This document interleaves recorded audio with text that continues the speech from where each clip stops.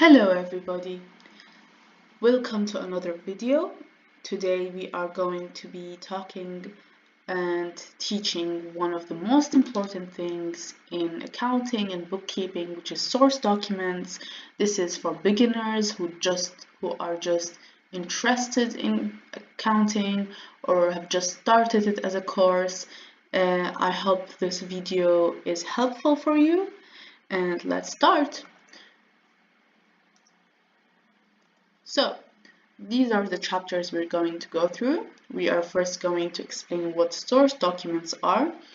And the thing is, if you've watched our video about introduction to accounting and bookkeeping, I have talked about source documents a bit, just as an introduction. So if you want, you can watch that video. It makes it simpler for you to understand source documents.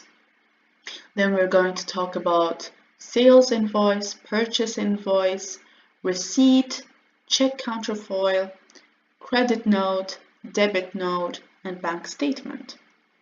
Alright, now what are source documents? So, anytime you have a transaction, alright, or especially if we're talking about any trade, any sale, any purchase, anything where you exchange an item or like goods or service for money, you're always issued, or you have to issue some sort of document.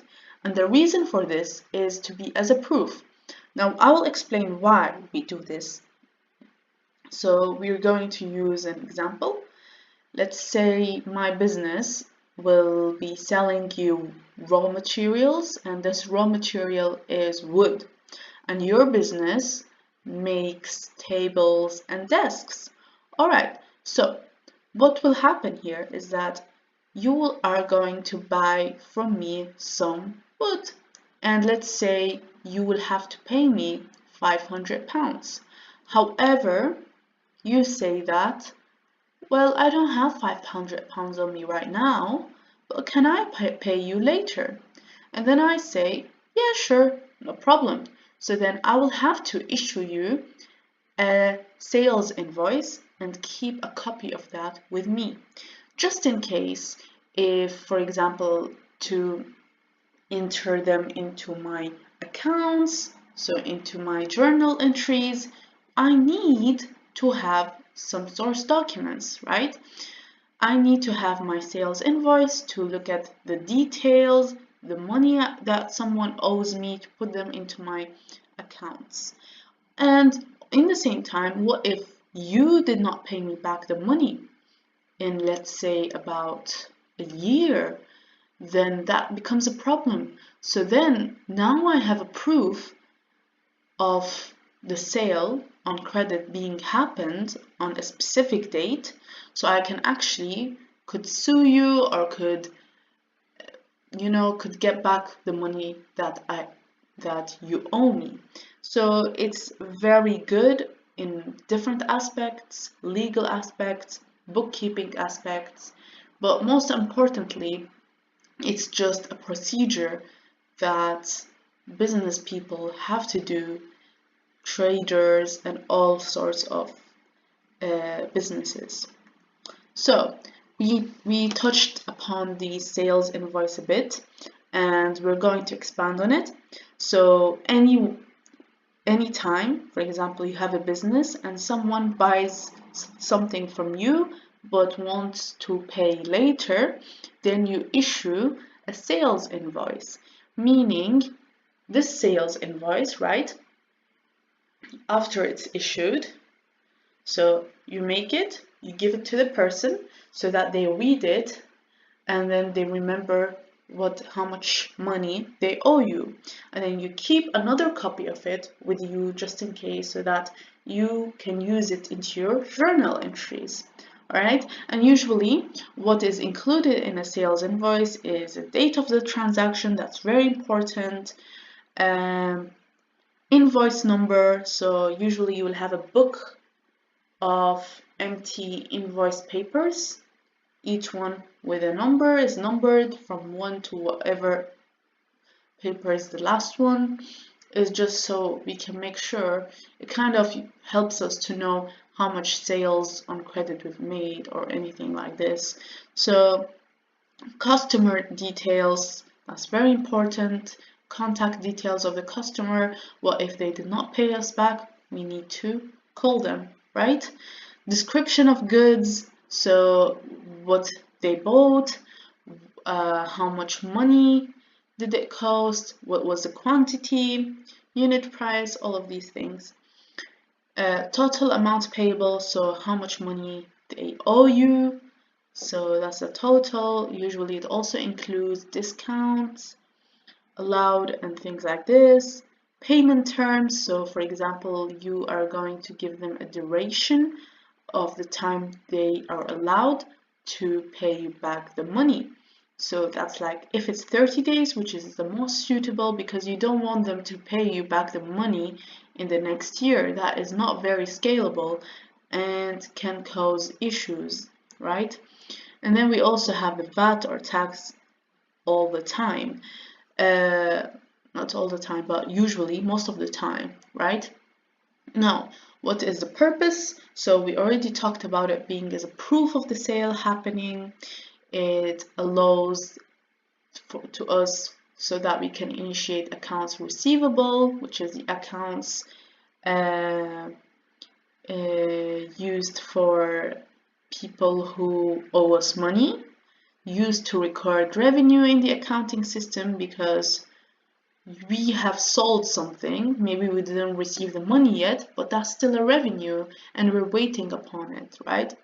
Facilities, audit, and tax reporting, that's another important thing because you've got taxes on so many things in the business and you have to keep a document for most of the sales you're doing, most of the transactions. So yeah, now I'm going to show you a picture of the sales invoice, and this is just an example. Okay, so right here maybe you can have like the logo of the business, all right, and then here we've got some details of the businesses. This is the detail of, for example, the business who is issuing the sales invoice, and this is the details of the business receiving the sales invoice. That means the person or the business who are actually buying the goods on credit, right? And as we see, the invoice number is right here, the date issued, and now here we've got the items that were bought, the quantity, unit price, total price, tax, and we've got some terms and conditions here. So payment accepted via check or credit card within 30 days. Late invoices are subject to a 10% fee. So this is an issue for businesses. They don't want to pay 10% more than they should. You are allowed to create terms like this to make sure you get the money as fast or as soon as possible. And here is the payment due date. So this is when is the last date you can actually pay, which makes sense because that's just 1 month after it. All right. So next is the purchase invoice. Now, purchase invoice is also a source document. This whole video is about source documents actually, and it is received by a business from a supplier, detailing goods or services bought, the total cost, and payment terms. Now, the thing is, right, it looks so much similar to a sales invoice, and the problem is usually people don't know how to differentiate between a purchase invoice and a sales invoice, right? Now, the purpose of this is to serve as a proof of purchase used to record expenses or asset acquisition. So in this position, now I am not the person who is selling the item, I am the person who's purchasing the item. It creates a record in accounts payable and aids in budgeting and tax deduction. supports audit compliance. Right, so here, this time, the person who's or the business who's purchasing an item or goods or services on credit, they will be the people who will be issuing a purchases invoice. And usually, so that means both parties have to issue an invoice, right? So the key features in this invoice is so similar: date of issue, invoice number, supplier's detail, buyer's detail, description of goods, quantity and price, exactly the same things, except this is from a different perspective of the sales invoice. All right, as you see here, we've got company logo. Now, the thing in here is that sometimes you can just tell by the format if it's a purchase invoice, and usually it just says in top. And we've got here again the product, quantity, unit price, tax, and as you see, but this time they did not put any terms because you are the person who purchased it, right? So there isn't any terms in this one. Right, next, this is a very nice one because this is something everyone has received at least once in their lives, and it's a receipt, right? For example, if you go to a supermarket and you buy stuff, they give you a receipt, and this receipt is a proof that you have paid, you have made the payment and received some goods, right? That's exactly what it is. So it serves as a proof that payment has been received by the seller from the buyer. It confirms the completion of a financial transaction. Now, in the previous ones, like sales and purchase invoice, it was not a complete financial transaction because we still didn't complete it. The money has not been received or given. So the thing about receipt is given or issued when money is received, okay? And usually it will consist of a date of payment, receipt number, amount paid, method of payment, name of payer and payee, details of goods and services, and a signature or stamp sometimes. So the reason for this is to provide evidence of payment. So in case where, for example, because some big businesses, they can't remember if their the people who buy from them stuff on credit, did they pay back? So they have a copy of the receipt to make sure, like, yes, they actually did, right? Confirms the settlement of an invoice used to update accounts receivable. Obviously, you have to update these accounts because now they don't owe you money, and it's always required for audit trails and tax purposes, and helps avoid payment disputes. So this is what a receipt looks like. They all have a similar format, I'd say. You don't need to memorize the format. Usually you're just given the books, the source document books, and you just have to issue them. So they're always written on the top somewhere if it's a receipt. But obviously, if you're going to school, doing exams, they're all obviously going to test you on these random things. So it's better for you to memorize it. Here we've got an address, we've got some contact information, and from who it is, description of the stuff, and the payment. So it's just payment. You can just go to any supermarket, buy something, and you'll get a receipt. It should look very simple. All right.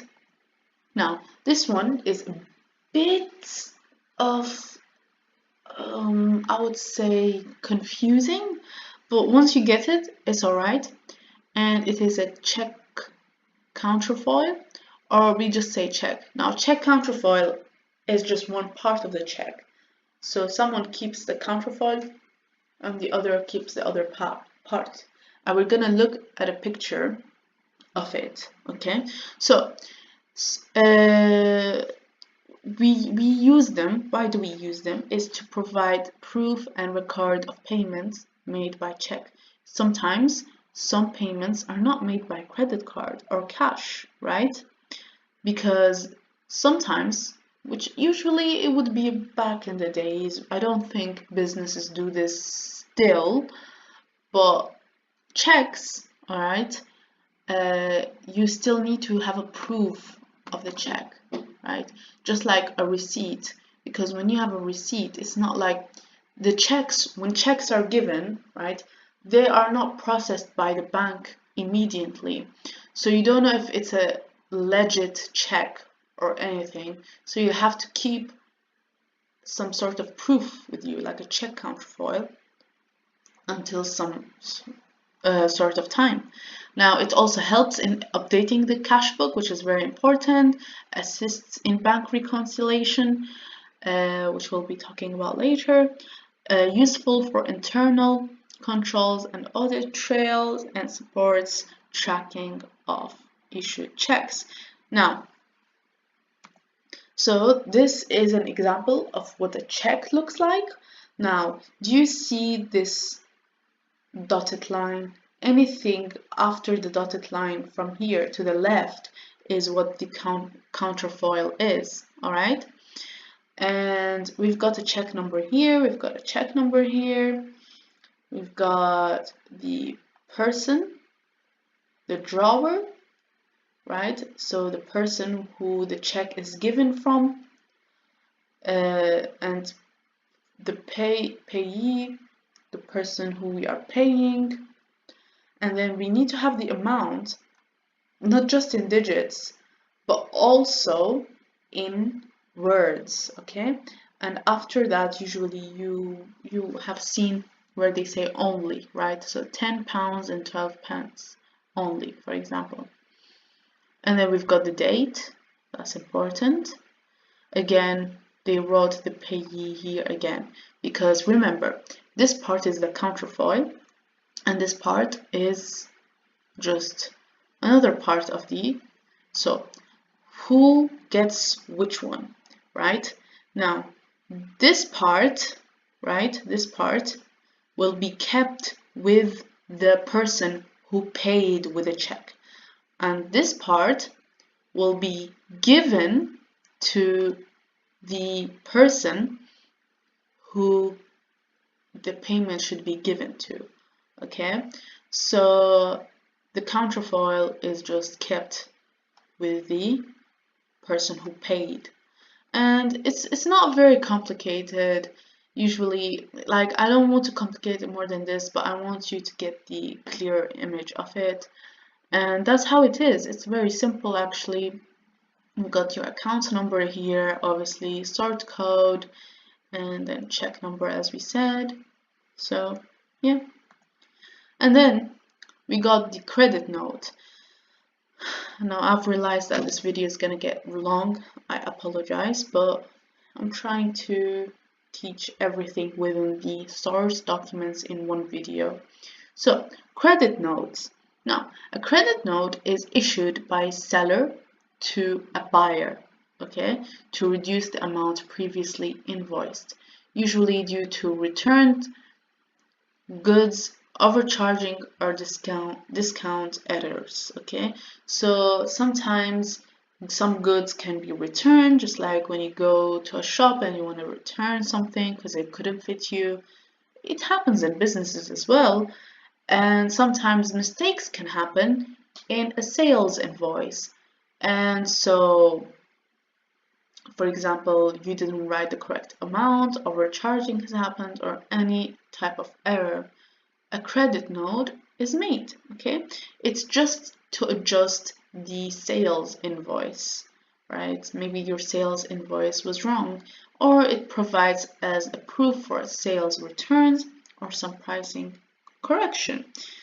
And now what it will include is date of issue, credit note number, original invoice reference, and customer details, obviously, reason for issuance, like why are we issuing it? Is it are we returning some goods? And details of items being credited, amounts being reduced. So anything like this, just any mistake that has happened in a sales invoice, we can just issue a credit note. Now this is how a credit note looks like. So as we see, we've got the original invoice number, the credit date, the credit type is a credit note, credit number. We've got some information about both businesses being involved, and this is for professional services rendered from this date to this date, and it looks like they are returning some goods. And then here there is some information saying, please contact Robert Howard should you have any queries with this credit note. So which is great because they have put their phone number and everything, right? Yeah, here is the phone number, and here is the total credit that they are returning because they have requested for sales returns. And how do you actually request a sales returns is a debit note. So debit note is what happens before a credit note happens. So let's say, for example, we're still thinking about the wood business. I sold you 100 woods, right? And then 10 of these woods were faulty. They had bugs inside, let's say. I don't know a lot about woods, but let's just assume stuff, okay? And obviously you bought it on credit, and then you realize 10 of these woods are having bugs inside and you can't use it to make tables, so you want to return it. So you issue a debit note, all right, requesting credit adjustment, purchase returns, so you want to return some purchases, and you will give me something like this, right? These items, for example, unit price, everything here, these are the stuff you want to return. And then to make sure that you have sent me and I have received it, I will issue you the credit note that, right, okay, so now we have allowed you to return these stuff, and now your total credit has changed, which is beautiful. That's all that happens, okay? And so the debit note as well is very similar. They all have similar formats. And now last but not the least, I'm not going to dwell on this too long because we are going to be talking about this on a whole different video, which is the bank statement. Now, bank statement, right? The thing with bank statements, or we call it actually a bank reconciliation statement, is now there is something called a cash book, which I will make a video about in the future, right? And in this cash book, you as a business will record all of the transactions that happened by cash or bank in the business, right? You will record stuff like this. Now, then the bank will send you by the end of the month the bank statement in their point of view. And then you will look at your bank part of your cash book and you will look at the bank statement given by the bank, and there will be lots of differences. And this is because there is some delays happening, some dishonored checks that we call, I think. But then what we do is we create something, a bank reconciliation statement, to fix the differences between a cash book and a bank statement given by the bank. Now, the purpose is, as we said, to ensure accuracy between the cash book and bank statement, to detect errors or omission in either records, identifies unpresented checks and outstanding deposits. Now, you don't need to know this in the beginning. It's a bit very draining to learn lots of things in the same time. So, but it's very important to keep in mind that this is what's waiting for you in the future, to be learning. It's not very hard, not very difficult, doesn't need a lot of brain cells, but it's just, and it also helps detect fraud or unauthorized transactions, confirms the true bank balance at a given date. Now, so what can cause the difference between your cash book and the bank statement from the bank? First of all, which I mentioned, unpresented checks. So checks that are issued but not yet cleared by the bank, which I think I talked about when we were talking about check counterfoils. So let's say you as a supplier received a check, you gave it to the bank, but then the bank still did not, make the transaction between the bank accounts. Okay? Okay, so it can happen, these delays in the bank. Second thing is an outstanding deposit, so receipts recorded but not yet credited by the bank. Again, just a bit similar to the checks, where, for example, you got a receipt from paying back your supplier, and then you give it to the bank so that, and then, right, you have recorded it, and then the bank, okay, so you have paid them by, let's say, by any sort of things.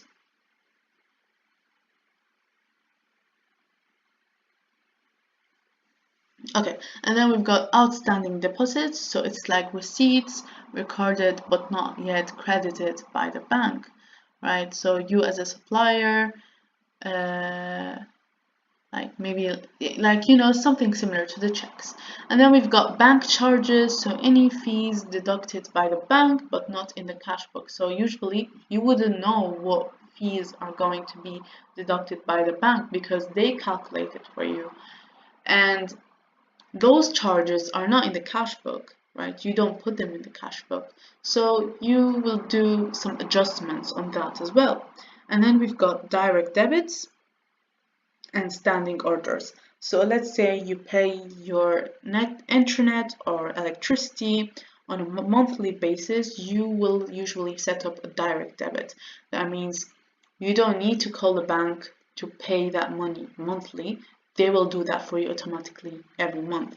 And those automatic payments usually may not be recorded by the business, so you have to make adjustments for that. And then we've got some errors. Sometimes you can have errors in the cash book or even in the bank statement, which you'll have to correct. So here, this is an example of a bank reconciliation statement. Do not worry about this. You still don't have all of the skills to understand how to actually prepare one. It's not very complicated, but in the same time, you don't need to worry about it yet. It's just I wanted to introduce this to you to make it understandable in the future. So here, as we see, this is just like also always don't forget dates are very important in accounting. So yeah, you can just have a look at it, and thank you so much.